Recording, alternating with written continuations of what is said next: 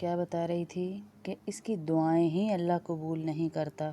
ये कहता है मैं तो इतने अरसे से दुआएं कबूल कर रहा हूँ। एक तो होता है मसलहत से दुआ कबूल नहीं हो रही, अल्लाह उसके बदले कोई ना कोई मुसीबत टाल रहे होते हैं, कोई ना कोई हमें इनाम दे रहे होते हैं, दूसरी सूरत में दे रहे होते हैं, हमें पता नहीं चल रहा होता। लेकिन एक ये है कि उसकी दुआएं ही कबूल नहीं होती हैं।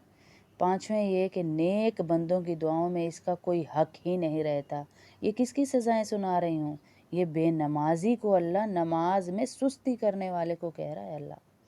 और मौत के वक्त के 3 अज़ाब ये हैं कि अव्वल ज़िल्लत से मरता है। अल्लाह अकबर। अल्लाह हम सब की हिफाजत फरमाए और अल्लाह हमें दीन पे कलमे वाली ईमान वाली मौत नसीब फरमाए। दूसरे ये कि भूखा मरता है, पूरी दुनिया का खाना खा ले उसकी भूख नहीं जाती। तीसरे ये कि प्यास की शिद्दत में उसकी मौत आती है कि समंदर भी पी ले तो उसकी प्यास नहीं बुझती। ये किसकी सज़ाएं हैं जी? मौत के वक्त ये जो बेनमाज में सुस्ती करता है उसकी सज़ाएं हैं। कब्र के वक्त की ये हैं कि कब्र इस पर इतनी तंग कर दी जाती है कि पसलियां एक दूसरे में घुस जाती हैं।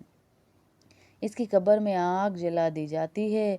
तीसरे कब्र में एक सांप इस पे मुसल्लत किया जाता है जिसकी आंखें आग की होती हैं और नाखून लोहे के, इतने लंबे नाखून कि पूरा दिन चलकर ख़त्म ना हों।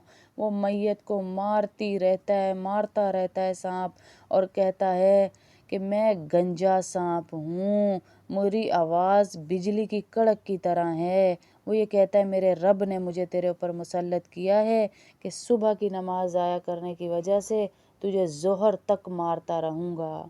ज़ोहर की ज़ाया करने